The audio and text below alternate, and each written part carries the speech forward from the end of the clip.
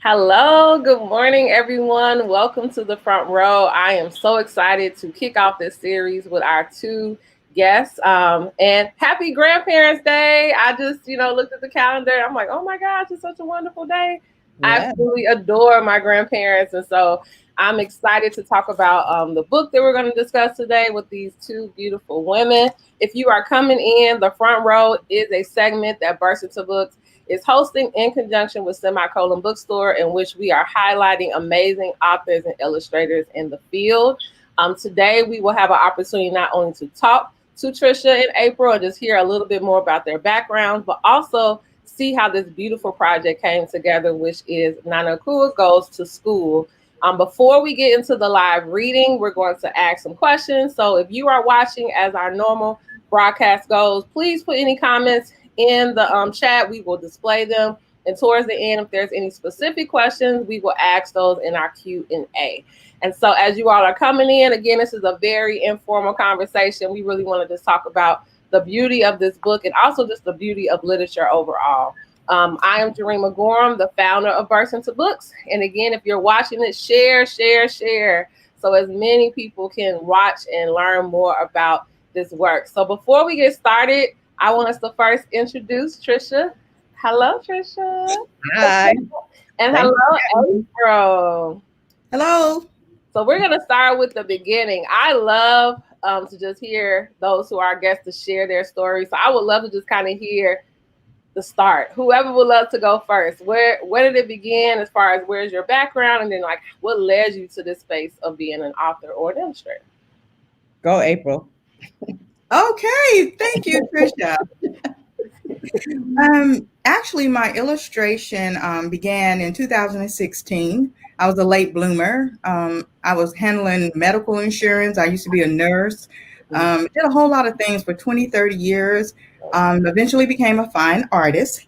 And then I was given the opportunity in 2016 to illustrate Patricia McKissick's last picture book. We didn't know at the time it would be her last, but that was her last picture book, What is Given from the Heart. And then I was approached, a year later, 2 years maybe.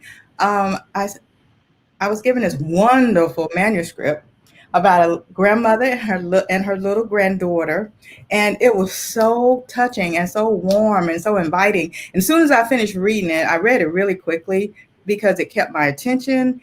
And I said, yes, yes, yes, I would love to illustrate this book. Didn't know Trisha at the time, but I said someone that could write such beautiful, beautiful verses. I had to meet her, and I definitely had to illustrate her book.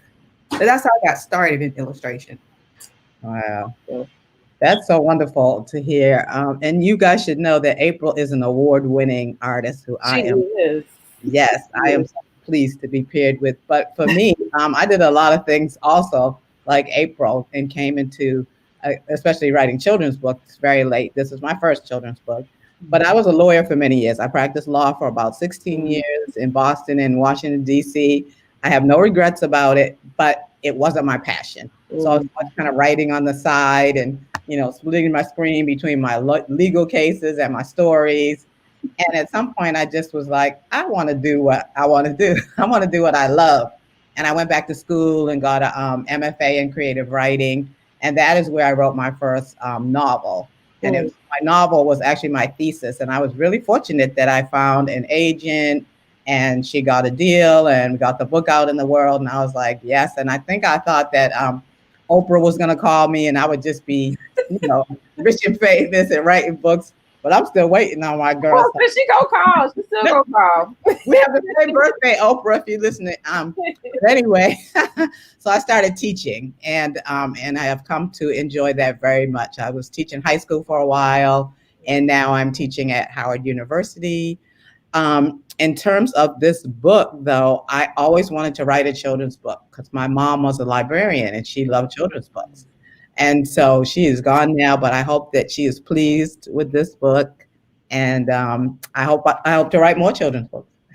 I love it. I love it. And what I'm so excited, you all, is that so with Burst into Books, we do a lot of our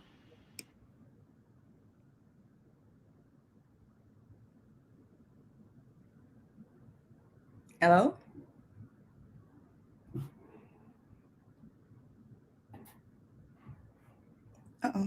I can see her. Me? No, I mean I can see Dream? her, but not hear her. We hear y'all. So Okay. let me just say the beauty of lives, okay? I'm Expect at them to do that. home. It's all good. My daddy in there cooking breakfast. There's all kind of stuff going on, crowd. So we go keep it moving. So Exactly. what I I was love going to say is that the beauty of this pairing is that when we work with our children, I was sharing with them yesterday that I think it's just so amazing for our kids to meet someone who's an author and an illustrator, and just to hear the beauty and the partnership and how it comes to be. Because a lot of times, as I'm working with children, they're like, I love to write, or others are like, man, I love to draw. And I think it's just important to hear, like you said, when you saw this manuscript, how it came to life. And so we'll get to that. But we are really blessed to not only have the illustrator, but the author of the book with us today. And so my first question is, what are the inspirations that inspires the stories that you tell? And so I know that you kind of shared a little bit about your journey to becoming illustrators and authors. And I don't know if that influenced, or even as you're, developing more work, like what's really like the inspiration behind the work that you do? I mean, for me, I feel like I can be inspired by anything, by people that I meet, by children, by older people, by what's going on in the world. In terms of Nana Akua, I did not know what I wanted to write about, and I tried several different things. I thought it was going to be a book about a little girl and her hair, and then my agent said, "There's a million of those books out there. you need to come up with something else." I was like, "Oh, dag, okay." And so, I knew that in writing a children's story, I wanted there to be something for the children to learn from it. So that was one of the things that I had in mind. What are they going to learn from this story? And I've said this before, but I was really struggling with it because I was up against a deadline, and like I need an idea like quick. Um, and I was chanting. I'm a Buddhist, and I was chanting somewhere where there was some African artwork. And as I was, really praying and chanting and thinking about the story, I kind of felt like those, they were African masks, like almost like the one behind me. That sort of came inside of me and helped me figure out the story. And then I started thinking about, okay, maybe it's a little girl who has some tribal markings on her face.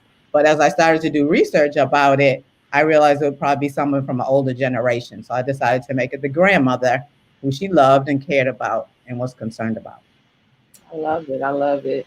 And I think, so many times we're also, the tagline of Remix the Narrative is, the tagline of Burst the Books is remixing the narrative. And the reason that's our tagline is that understanding that stories are told in various forms, right? Mm-hmm. Written, through art, through dance, it's through so many different ways you could tell a story.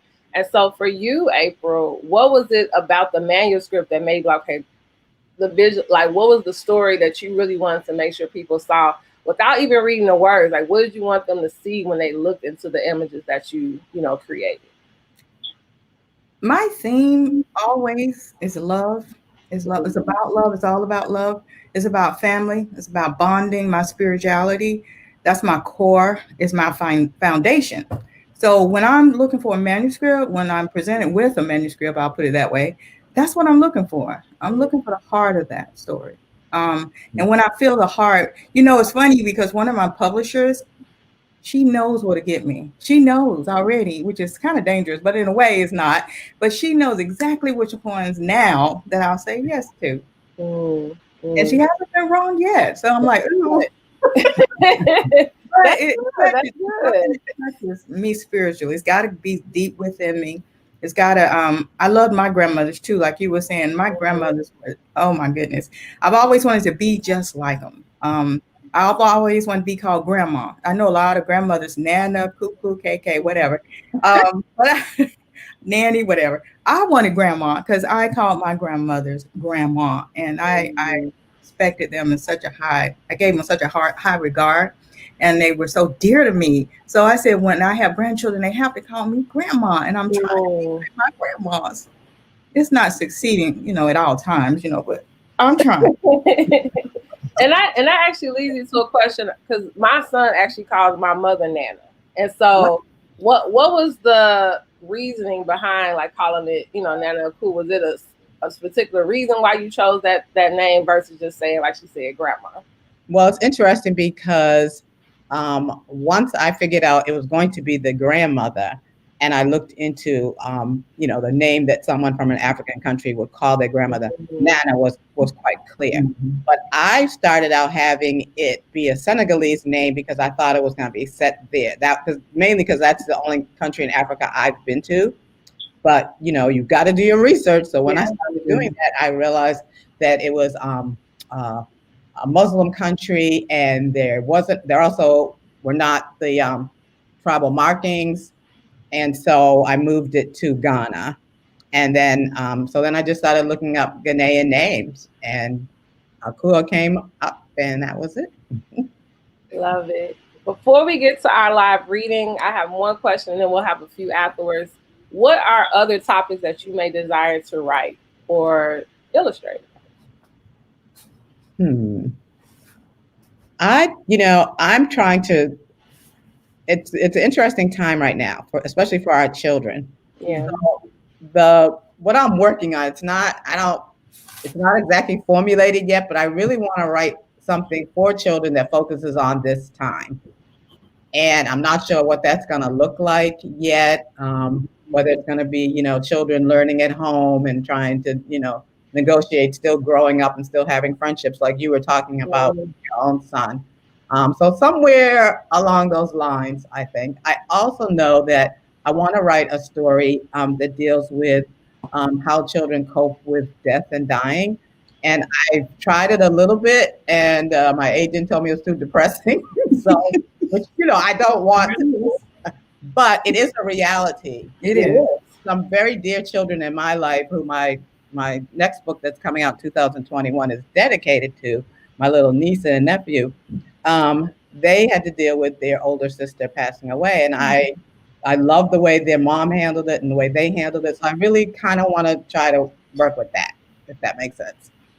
Yeah, I want to say something to that before April speaks, because I would really love to hear what you want to illustrate about.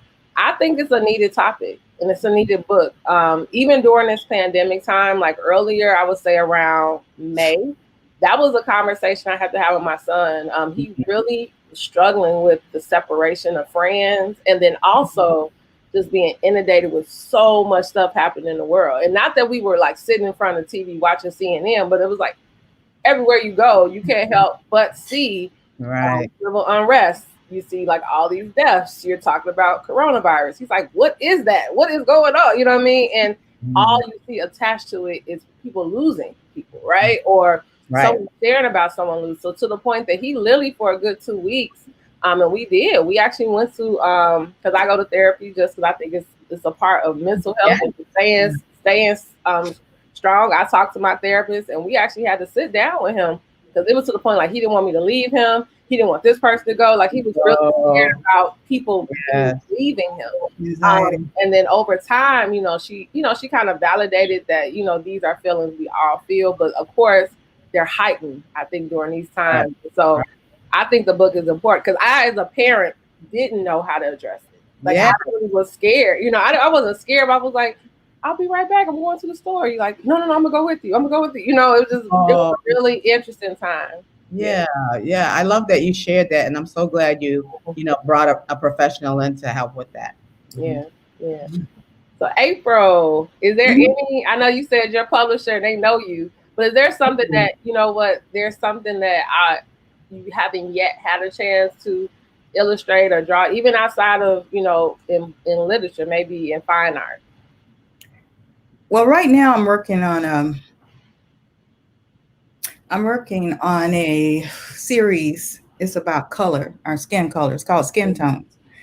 And what I'm introducing is the broad spectrum of African American skin tones. And that we're all African Americans. And I think sometimes the darker you are, sometimes people feel like it represents us more.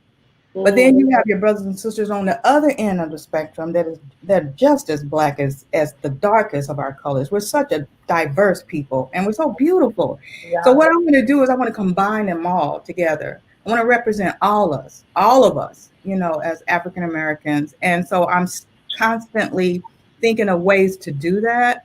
And even in our movie portrayals or anything like that, you know how sometimes people get really upset if you're too light to do a part or you're too dark to do a part. I want to kind of dispel that with the new series I'm working on. I want to black is black, you know. I just want to show that right now. And the other thing I want to work on is I would love to do a book on Augusta Savage. African American women sculptors and artists from the past, the Harlem Renaissance area. I would love to do something like that. I've studied Augusta forever. I even have a movie idea for Augusta, by the way. Wow. Nice. Yeah, anybody want to do a movie? But I have a great idea for a movie plot, and but that's me. But when you do the book on the coronavirus and the things that are happening out here, whoever does it, make sure it provides hope. Oh, absolutely. It has to. Exactly. It can't end that way. It's got to always show the rose coming through the concrete. Yes. Yes. Absolutely. Especially for kids. Exactly. And I think that, you know, that is something I absolutely feel and agree with. And so I'm working on it. And I would love to do another book with April. So hey, we working it out. We got it. And we're working it out. Jarima, because I always like to tell this story. So when I was told that April was going to be the artist, I was very excited because I had seen her work and I had seen What's Given from the Heart. But I also didn't even realize I had a piece of her artwork in my house for like 20 something years. And so when I was all excited, I was telling my girlfriends, everybody that I know loves art. And I was like, it's going to be April Harrison, blah, blah, blah. And one of my girlfriends was over and she said, well, that's April Harrison's work right there. And because it doesn't, I'm looking at it, I can't show it to you guys, but it doesn't have a signature on it. It was just a print that I bought at something at my kid's school. And I was like, really? Because it's kind of different. It doesn't look exactly like it, you know, the pictures and What's Given from the Heart. But I was so excited. I was like, well, this is meant to be. Then she is the girl. So, yes. I agree.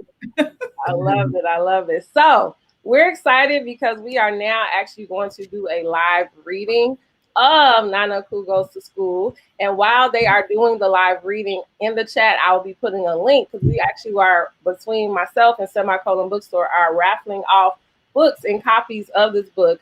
Also, I want you to support and add it to your home library. Yes, look at them. I love it. I love it. So as you are listening to this live reading with these amazing women in the chat, you can, as they're reading, sign up so you can win a copy of the book.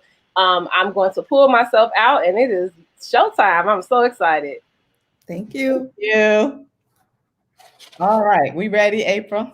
I think so, Tricia. So I'm going to read and April is going to show her lovely, beautiful illustrations. All right. Here we go. Nana Akua Goes to School. It's circle time, Zora's favorite time of the day. She scoots to a spot next to Theodore and crisscrosses her legs on the rainbow-shaped rug. Ready, set, Mr. Dawson says, looking at the children over his glasses. You bet, they respond and quiet right down. Next Monday is a very important day, Mr. Dawson continues. Each of you will bring your grandparents to school so they can share what makes them special. Yay! Grandparents' Day, shouts Alejo without raising his hand. My abuelo is the best fisherman in the world, and he can explain how to catch the biggest fish. Bisu thrusts both hands up and says, my Mimi is the best dentist in the world. She can bring everyone a toothbrush. All the children chime in, their voices leaping over each other to tell what's best about their grandparents. Inside voices, please, says Mr. Dawson. What do yours do? Theodore whispers to Zora, but Zora just shrugs. When Zora's papa brings her home from school, Nana Akua, her favorite person in the whole universe, is peeling potatoes for dinner. Although Nana's feet don't even reach the floor, She seems as tall as the giant playground slide. Maybe that's because she's filled to the brim with stories about growing up in West Africa, where people carve statues out of wood, trees drip with mangoes, and crayon colored outdoor markets sell everything you can imagine. Nana puts down the peeler and gives Zora one of her big hugs, the kind that wrap around you like a sweater. Grandparents' Day is next week, she says. Maybe you could help me decide what to talk about. Zora stares down at the floor. Zora's mommy knows about Grandparents' Day too. Her smile is bright as a sunbeam.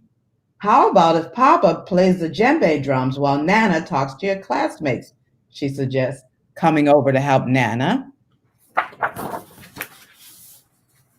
Zora frowns and thinks about the last time she and Nana went to the park. Nana pushed her high to the sky on the swings, and Zora was almost flying. But on their way home, a little boy pointed at Nana, and Zora heard him say to his mother, "That lady looks scary." And the very next day, a server in the little tea house stared so hard at Nana, she forgot to bring them sugar cookies with their tea. This is because Nana Akua looks different.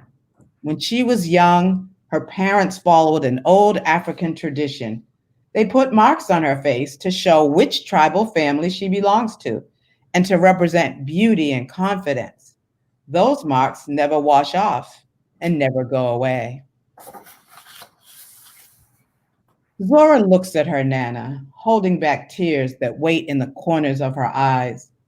Nana Akua puts down her potato, takes Zora's hand, and says, "My precious girl, why such a sad face?" It feels hard to explain, but Zora wants to try. She swallows and takes a deep breath.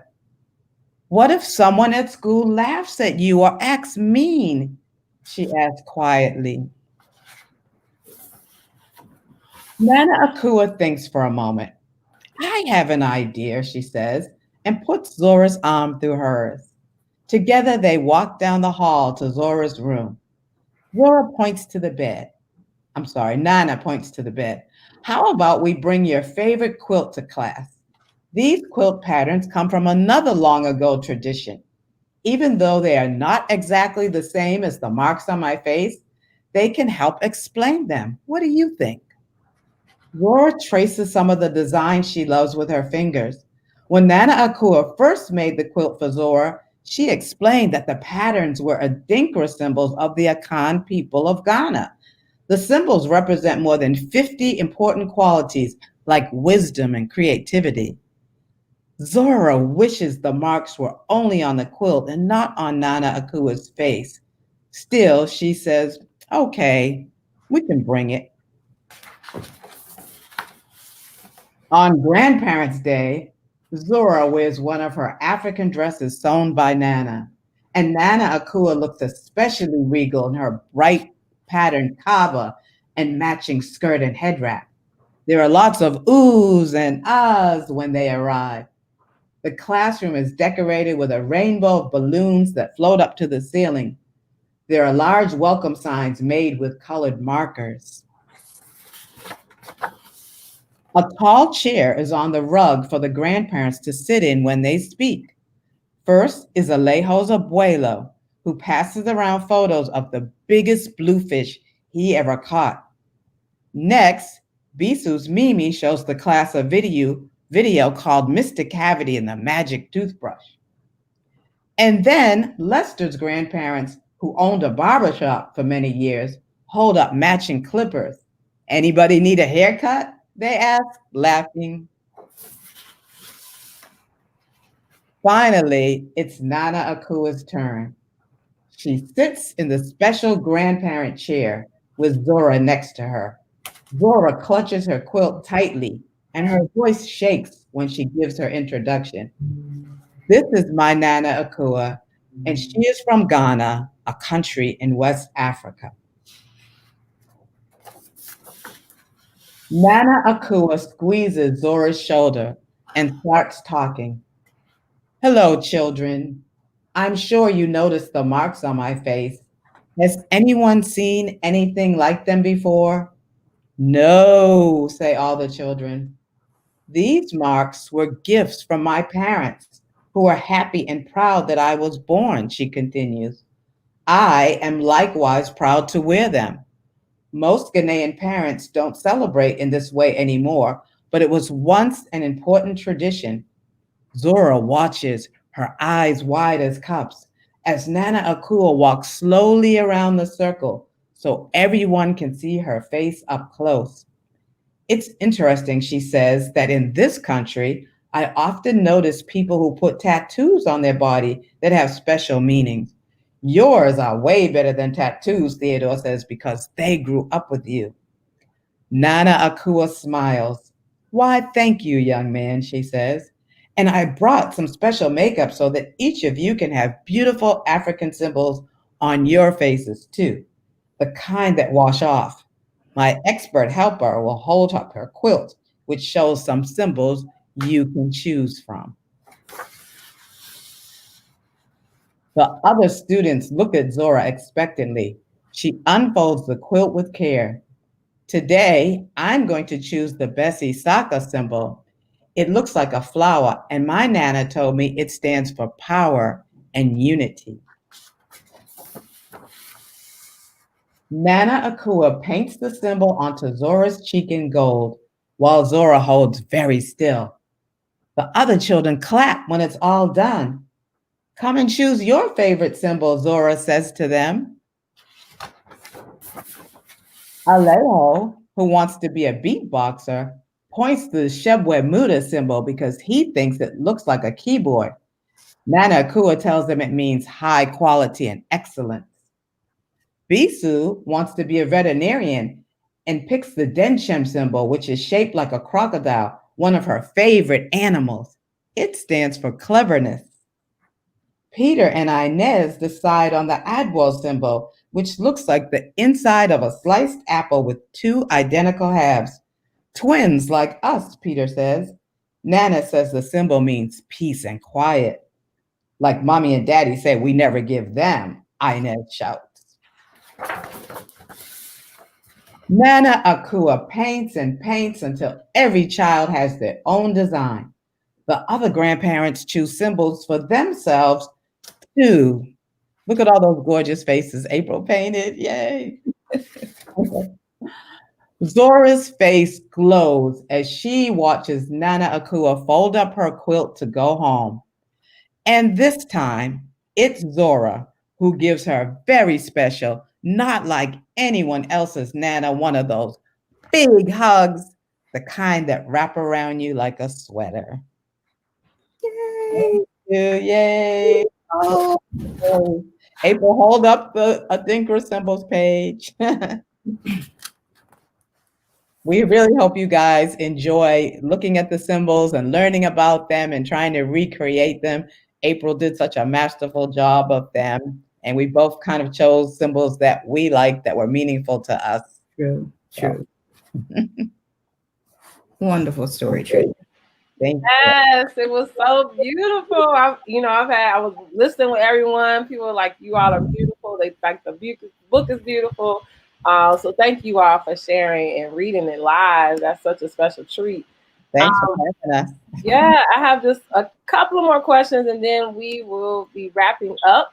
So the first thing I wanted to ask is, we can even talk about this book in particular. How long did it take you to write and illustrate this book? Well, for my part, I would say it probably was in the space of a year because I went back and forth, writing and rewriting. Both my editor and agent were very hands-on, so we would go sentence by sentence, reading stuff out loud, just changing stuff up, thinking through. So yeah, I would say pretty much a year. And I guess with the illustration, 3 to 6 months, I guess. I'm like Tricia goes through our agent, A lot of times the agents are not involved at that point, but our agent is quite hands-on, which we really appreciate her for that. Yep. And then the publisher, art director, it's like this little village that has to sign off on it, which is really great because everyone has, they want this to be special. They want it Yeah. to be well received by children, librarians, people in general. And so we're very appreciative of that. But mine, I think, 3 to 6 months, maybe. I'll give it a good hard 6 months. And you all need to know that I didn't get to see any of April's magic that she was creating. And I kept asking, can I see something? Can I see something? Well, I think they don't really, I don't know, but I think they don't really want the author and the illustrator to, I don't know, influence each other or whatever. So, but April was very kind. We did have one conversation, I think, in the beginning. And she just asked me, is there anything that's really important to you? And I remember saying it was important that the little girl had natural hair. And I just wanted the grandmother to be, warm and loving, which she wanted too. So it all worked out. And it's beyond my wildest dreams. I like to say she breathed life into the characters that were in my head. Oh, that is so beautiful. That is beautiful. Thank you. Yeah. That's beautiful. So what is so amazing is that just from my perspective, just meeting different authors and people in the field, it's always interesting to see, like, was it difficult for you to get to this point? And what I mean by that is that I know quite a few self-published authors. And the reason they're self-published is because of that but maybe they couldn't get into a publishing company or because of whatever reason, right? Was it difficult for you all? Because I think many times, especially as you all read your bios and just your work, it's like, oh my gosh, I want to be a Tricia, I want to be an April. You know what I mean? So, but like, and but what I realized is that so many times when we want to be those individuals, they're like, look, you don't know half of the battles I had to go through to get to where I am. So was it really difficult for you to get your book published, whether this one or your first one? And then for you breaking in as an illustrator for, the publishing industry, was that a difficult task as well? I have to say, I have been very fortunate. It was not as difficult as I had heard it could be. And I've now have 2 books. My novel, as I said, was my thesis in school. And I have been around so many generous people. So a friend of mine who already had books published shared her agent with me, which was a different agent at that time. And her agent loved it, and we sold it, and it was, pretty straightforward.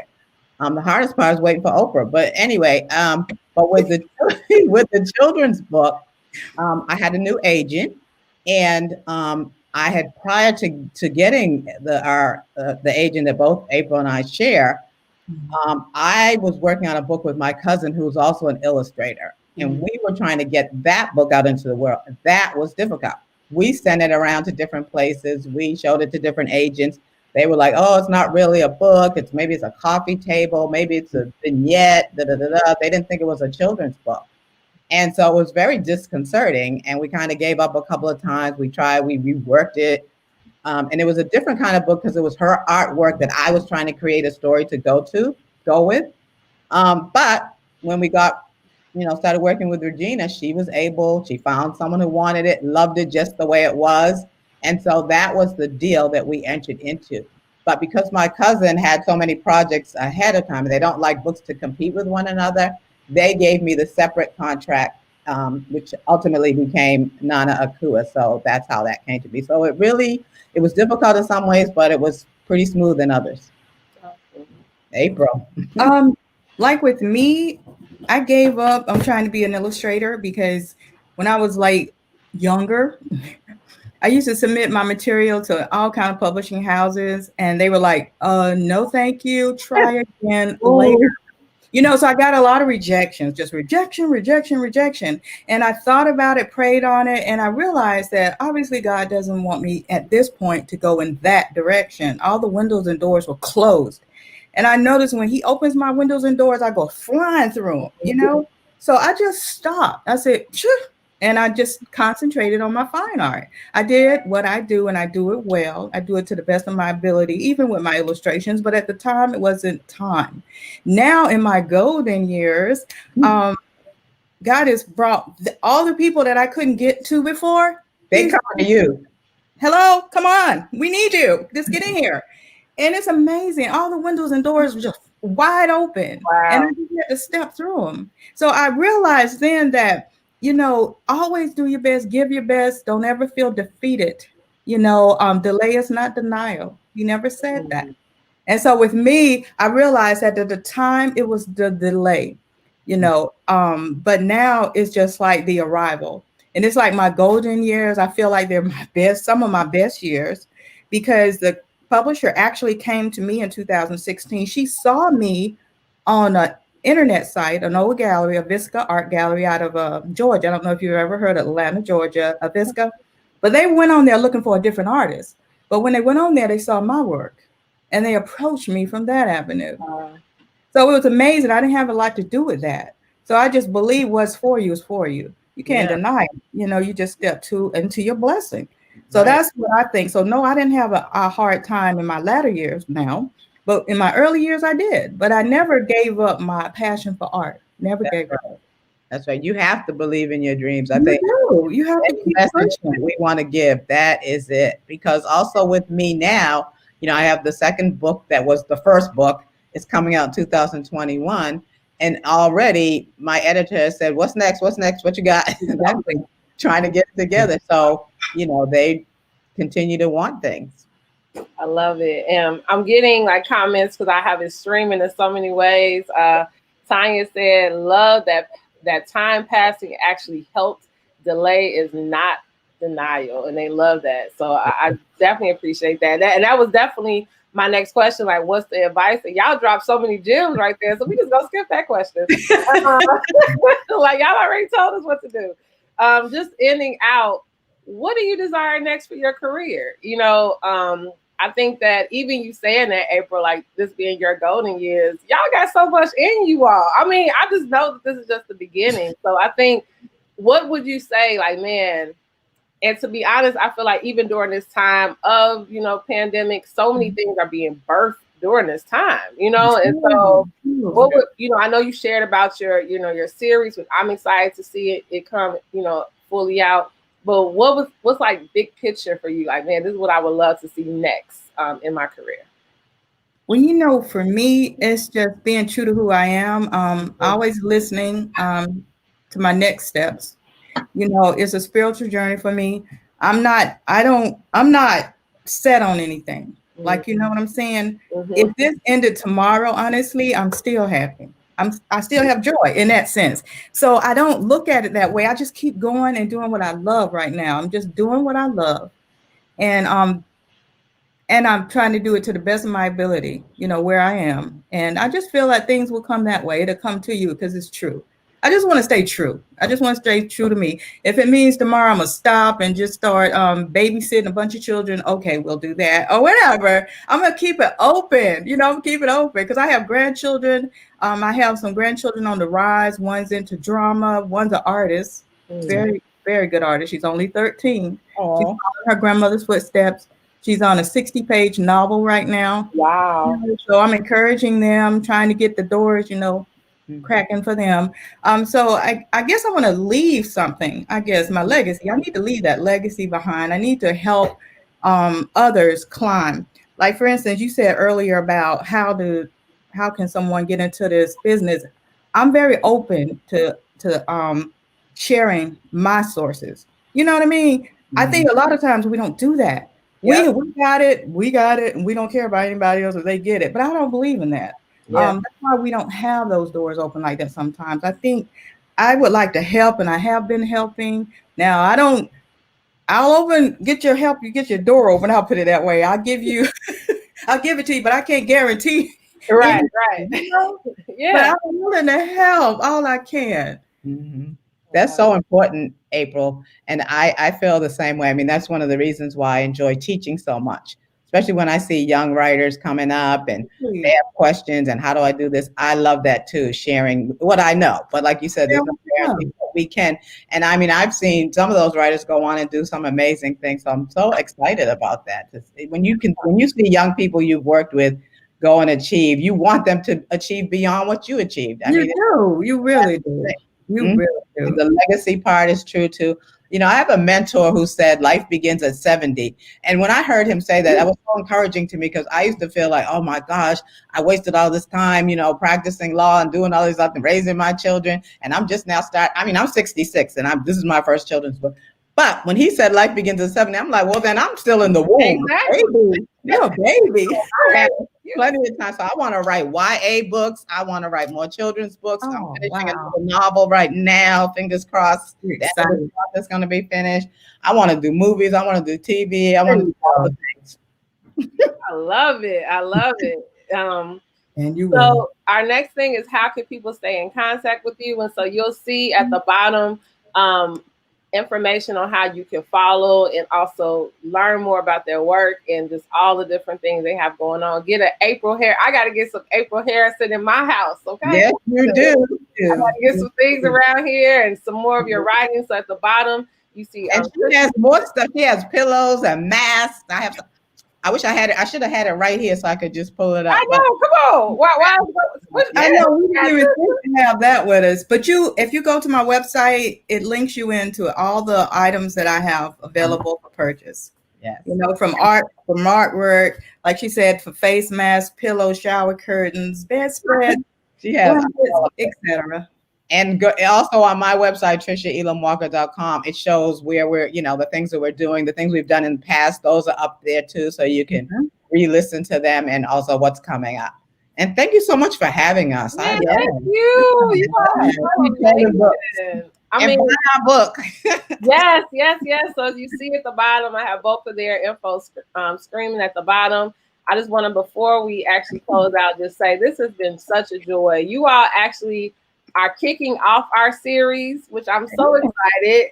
You are our first guest. Yeah, we are doing our front row series from September all the way to June. So you all can stay in touch with all of the different authors and illustrators that we'll be bringing through. And I really am in the same vein with you all. Like, I believe that we have platforms and we have purpose for others, right? And so for me, I feel like God has been able to bless the work that I'm doing and just the people I'm connected to because of that heart of like, this isn't for me anyway. You know what I mean? Like, he just so happens to use me, but who am I to say I'm not going to allow you to meet so-and-so, or I can't help you with this event or brainstorm. And so I really believe the blessings are in giving. So I thank you all for giving your time, because you didn't know me. I'm just a Chicago girl who emailed you and said, can you come on my show? And you said yes. And I'm so grateful because this really is going to be a blessing for the families who watch this, not just in Chicago, but all throughout. And then I think really for those who are aspiring authors and writers, just and illustrators, to see just all the things you all have been able to do and still doing. Yes. Thank you. Thank you. So please follow April, follow Tricia. After this, you definitely, I'll put in the chat where you can enter our raffle so that you can raffle off. And I will be announcing tomorrow who are the winners. So I'm gonna give everybody today the opportunity to sign up, and I'll be posting on both my platform and Semicolon. We'll be posting it. And I look forward to staying in touch with you both. Please do. We all will. Right. Take care. Enjoy your Sunday. Happy Grandparents' Day, everybody. Thank you. Bye. Grandparents' Day.